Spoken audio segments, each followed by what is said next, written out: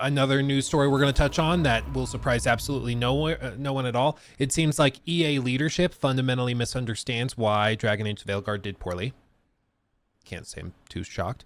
EA CEO says Dragon Age Veilguard failed to resonate with a broad audience. Gamers increasingly want shared world features. In other words, this would have been successful if only it were a live service game. You can't make this up, dude. Like, you can't make this up. It's amazing. It's honestly impressive to just be like so consistently wrong. But this is like the thing I've been wondering, and I talked about this in the Hogwarts Legacy mod update video. They like these executives sound like absolute morons, and in some cases they definitely are.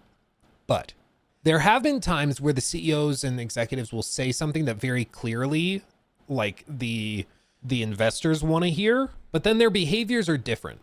And I have to wonder like what they're doing here. Because EA, yeah, they launched Veilguard and then they say it's because it didn't have shared world features or whatever. But their next big game that they're publishing is Split Fiction from Hazelight. And the last game they put out and published won Game of the Year. So they say all this stuff like pushing the live service stuff, but they could have shut down BioWare. They could have announced that Mass Effect 5 is going to be multiplayer live service, whatever, and maybe they will eventually announce that. But as of right now, they haven't. So it makes me wonder, like, are they just saying this to make investors who are the real idiots happy?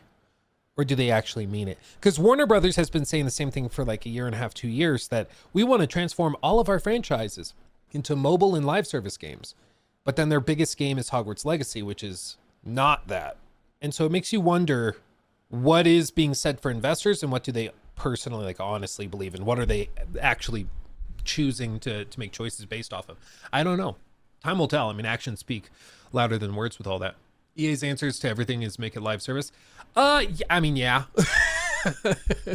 And I mean, in some cases it's worked for them. Yeah, they've had some massive games certainly, but in other cases it's certainly frustrating because it's like they're just trying to make the worst decisions possible.